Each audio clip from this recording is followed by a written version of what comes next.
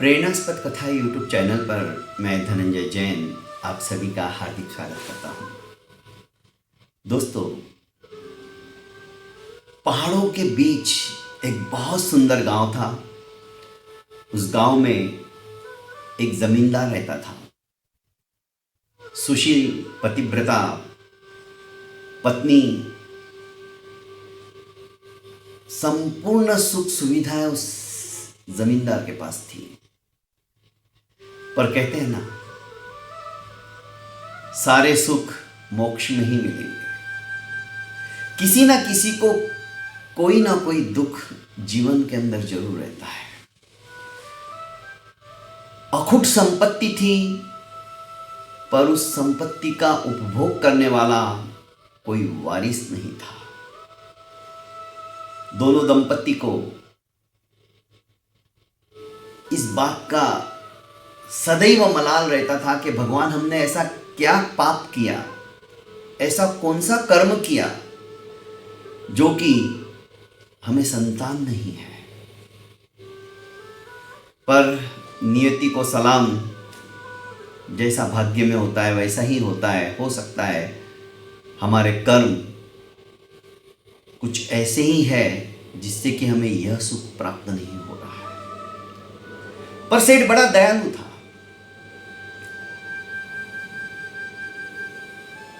कितनी जमीन है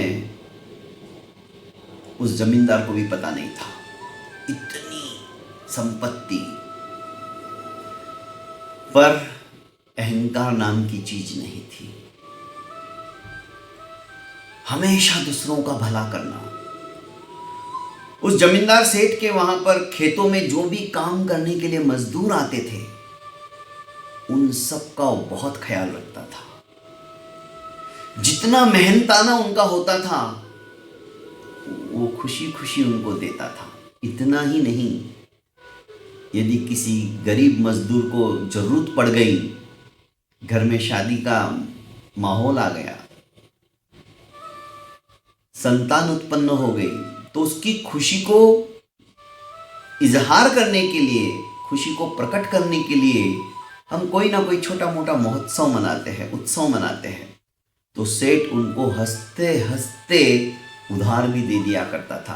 कहता था, जब आएगा तब दे देना, पर इस खुशी के मौके को द्विगुणित करो, बांटो। सेठ से कोई भी नाराज नहीं रहता था और जी जान लगाकर सेठ के खेतों में ये लोग काम करते थे। फसल भी बहुत अच्छी आती थी। 25 वर्ष हो गए थे जमींदार को, पर संतान नहीं हो पा रही थी। जिसने जहां कहा वहां पहुंच गए। जिधर मत्था टेकने को कहा उधर मत्था टेक दिया। आखिर जमींदार निराश हो गया, हताश हो गया, ऊपर वाले पे छोड़ दिया। पर उसके मन में था, यदि मुझे संतान नहीं हो रही तो कोई बात नहीं, मैं किसी अनाथ की संतान को गोद ले लूंगा, पर मेरा वंश चलना चाहिए और मुझे ऐसा पुत्र मिलना चाहिए जो मेरे बाद में मेरे नाम को भी रोशन करे और खुद का नाम इतना अलौकिक कर दे कि लोग मुझे भी भूल जाए और उसे याद रखे। मुझे ऐसा संतान चाहिए, ऐसी संतति चाहिए, ऐसा लड़का चाहिए। अब अनाथों में से किसे मैं ढूंढूं? इसलिए वो भरसक प्रयास करता था कि अपने यहाँ पर, अपने जमीन पर जो भी काम करने के लिए आता था, उनको आदर देता था, उनका सत्कार करता था, उनके दुख दर्द को दूर करने की हमेशा कोशिश करता था। सेठ का एक मुंशी था, सीताराम। मुंशी जी सारा व्यवहार करते थे और करीब 30 साल से वे सेठ के पास रहते थे, उस जमींदार के पास रहते थे। एक एक पाई का हिसाब बिल्कुल व्यवहारिक तौर पर जैसा है वैसा करके देते थे। जमींदार भी मुंशी जी पर बहुत खुश थे और मुंशी जी को भी चिंता थी कि जमींदार को ऐसा कुछ पुत्र रत्न मिल जाए। तो बीच बीच में आने जाने वाले लड़कों को देखता था जो कि मजदूर अपने बच्चों को भी लेके आते थे खेतों में काम करने के लिए, तो उनकी वो परीक्षा भी लिया करता था। उसको भी चिंता थी कि सेठ के बाद क्या होगा, जमींदार के बाद इतनी सारी दौलत को उपभोग करने वाला कौन होगा। सेठ जी कभी कभी उस मुंशी जी के साथ में अपना दुख दर्द बांट लिया करते थे। दुख क्या, एक ही तो दुख था, बाकी किसी प्रकार का उनको अभाव अभियोग नहीं था। एक दिन मुंशी जी के पास एक सुंदर सा लड़का होगा, करीब 12-13 वर्ष का, आया। तो मुंशी जी ने कहा कि बेटा क्या करते हो? कुछ नहीं, पढ़ाई करता हूं और आज बाबा के साथ खेत में आया हूं। अच्छा, तुम पढ़ाई करते हो तो क्या तुम मेरे एक सवाल का जवाब दोगे? यदि तुमने सही जवाब दे दिया ना, तो तुम्हारे बाबा को आज मैं 50 आने ज्यादा दूंगा। क्या बात है, लड़का खुश हो गया। पूछो। जल्दी नहीं है, मैं तुम्हें सवाल आज पूछ लेता हूं, तुम कल तक भी मुझे जवाब लाकर दे दोगे तो भी चलेगा।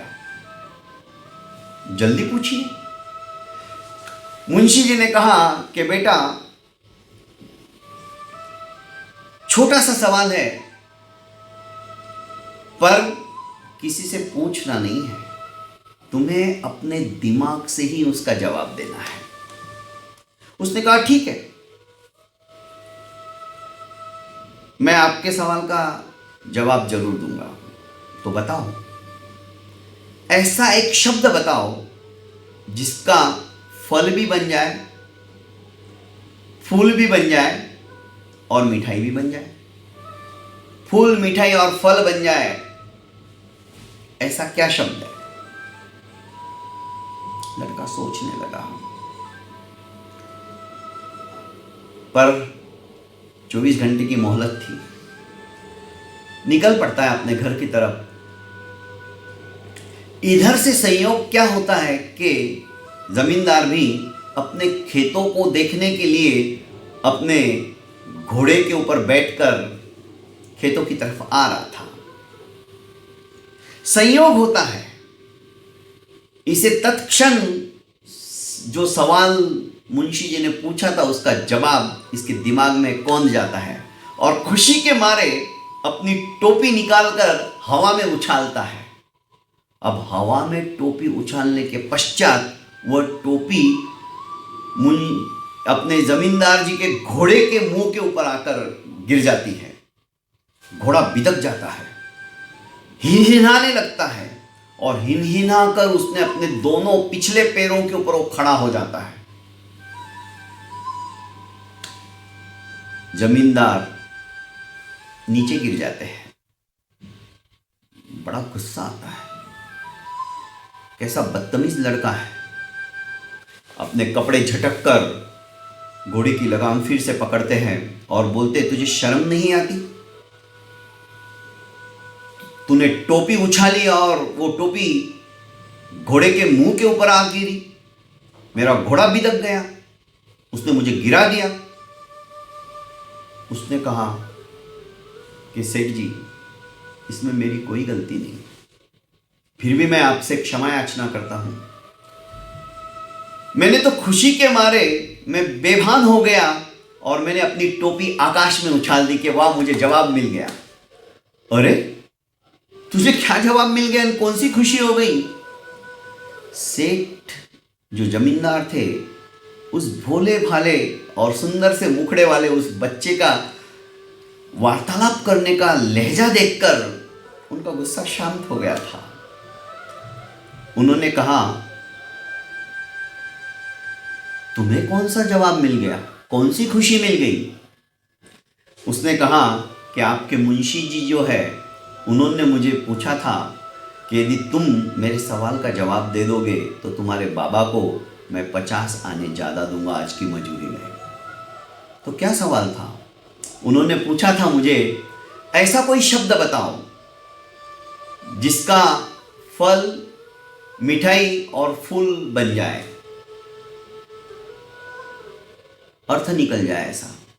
फल मिठाई फूल, तो तुम्हें जवाब मिल गया? हाँ, मुझे जवाब मिल गया और मुंशी जी को मैं कल बताने वाला हूं, तो मुझे बता दो। कि नहीं, क्यों आपको नहीं आता है? आता तो है, पर मैं तुम्हारे मुंह से सुनना चाहता हूं। जमींदार को जवाब नहीं आ रहा था, पर उन्होंने ऐसे ही बच्चे को प्रोत्साहित करने के लिए पूछ लिया कि तुम ही बताओ। लड़के ने कहा, सिंपल है, ऐसा शब्द जिसका फूल, मिठाई और फल नाम के अंदर परिणित हो जाए, वो है गुलाब जामुन। फूल गुलाब, जामुन गुलाब जामुन मिठाई, और जामुन फल हो गया। कहने का अभिप्राय, प्रत्युत्पन्नमति और विचक्षण बुद्धि के उस धनी लड़के को देखकर जमींदार गदगद हो गया, भूल गया कि इसने मुझे गिरा दिया है। उसने कहा कि बेटा क्या करते हो, कौन हो, कौन है तुम्हारे बाबा? कि आज से 10 साल पहले मेरे खुद के मम्मी पापा तो नहीं रहे, महामारी के अंदर वे मर गए, पर मेरे इन बाबा ने मुझे पाला, इसलिए मैं उनको बाबा ही कहता हूँ। मेरे असली माँ बाप नहीं है, पर वे मुझे बड़े लाड़ प्यार से पालते हैं और मेरा उदर पोषण के साथ साथ मुझे अच्छी शिक्षा भी देते हैं। अच्छा, तो तुम अनाथ हो? नहीं, मैं अनाथ नहीं हूँ। मेरे बाबा मेरा बहुत ख्याल रखते हैं, वो मेरे नाथ है, इसलिए मैं अनाथ नहीं हूँ। जमींदार बड़ा खुश हुआ। उसने कहा, तुम्हारे बाबा को 50 आने नहीं, 500 आने ज़्यादा दिलवाऊंगा, कल तुम आना। और मन ही मन जमींदार ने निश्चय कर लिया कि इस लड़के को मैं अपना उत्तराधिकारी बनाऊंगा। घर पे आते हैं, सेठानी को सब कुछ बताते हैं कि ऐसा ऐसा आज एक लड़का मिला और उसके माँ बाप तो बचपन में ही चले गए, जब वो 1 साल का भी नहीं होगा। उसे कोई पड़ोसी ही पाल पोस कर उसने बड़ा किया है, उसी ही वो बाबा बोलता है। और आत्मीयता है उस लड़के के अंदर, सुंदर है रूप के अंदर भी, और साक्षात सरस्वती उसकी जिह्वा के ऊपर अधिष्ठित है। मुंशी जी ने जो सवाल पूछा था उसका बहुत सुंदर जवाब उसने दिया है। तो मैं चाहता हूं कि वो हमारा बेटा बन जाए।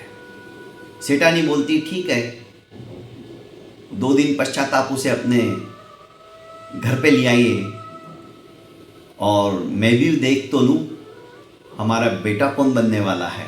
और इस बीच इन 2 दिनों में आप पूरी जानकारी उसकी निकालो कि सचमुच में वो अनाथ है, उसके माता पिता कौन थे और कैसे वो महामारी के अंदर मारे गए। जमींदार ने कहा कि ठीक है, मैं ऐसा ही करता हूँ। 2 दिन में समस्त गांव से उसने उसकी इंक्वायरी निकाली और कहा कि स्कूल के अंदर ये लड़का सबसे अव्वल नंबर आता है, बहुत विनम्र है, किसी को दुख नहीं पहुंचाता, किसी को ऊंची आवाज में जवाब नहीं देता, अपनी गलती नहीं होते हुए भी अपनी गलती स्वीकार कर लेता है, पर अपने रिश्तों को कभी भी टूटने नहीं देता, दोस्तों से कभी झगड़ा नहीं करता है। सारी इंक्वायरी निकालने के पश्चात सेठ जो जमींदार थे उन्होंने उसे बुलावा भेजा।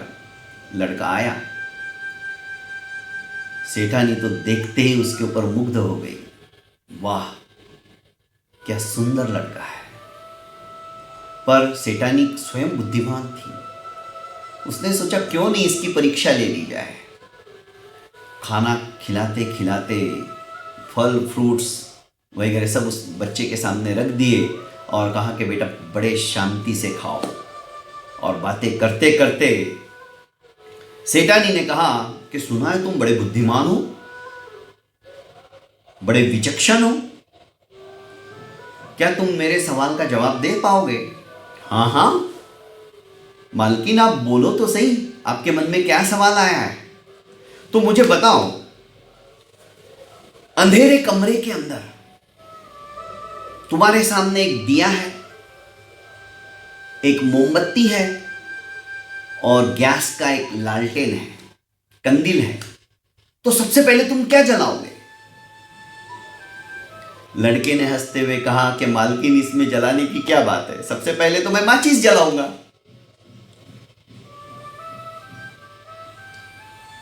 लड़के के उत्तर सुनते ही सेठानी गदगद हो गई। ना दिया जलाऊंगा, ना मोमबत्ती जलाऊंगा, ना लालटेन जलाऊंगा, सबसे पहले मैं माचिस जलाऊंगा।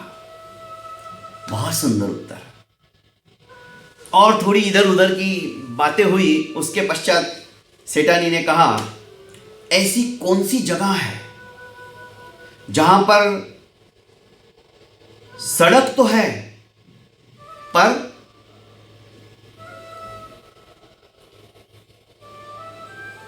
रास्ते में पेड़ नहीं है? जंगल है, पेड़ नहीं है। सड़क है, आजू बाजू में भी पेड़ नहीं है। जंगल है, फिर भी पेड़ नहीं है। कहीं दूर से गाड़ी भी नजर नहीं आ रही है सड़क पर चलने वाली। और तो और शहर है, और उस शहर के अंदर कोई घर भी नहीं है। ऐसी कौन सी जगह है? फिर से सवाल सेठानी दोहराती है, ऐसी कौन सी जगह है जहां सड़क तो है पर गाड़ी नहीं है, दोनों तरफ पेड़ नहीं है। जंगल है, वहां पर भी पेड़ नहीं है। पूरा शहर बसा हुआ है पर घर नहीं है।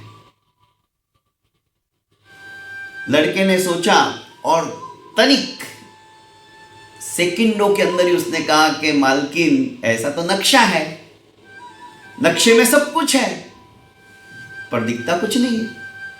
दिखाई सब कुछ देता है पर नक्शे में कहां ये सब मिलेगा। सेठानी गदगद हो गई। सोचने लगी कि सचमुच में ये जो लड़का है अद्भुत प्रतिभा का धनी है। एक और अंतिम सवाल पूछती हूं, फिर तुम्हें ज्यादा परेशान नहीं करूंगी।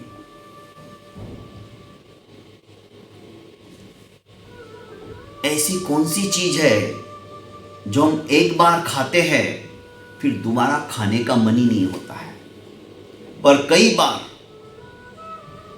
ऐसा मौका मिल जाता है कि हमको खाना पड़ता है? लड़के ने कहा, मालकिन, ये तो धोखा है।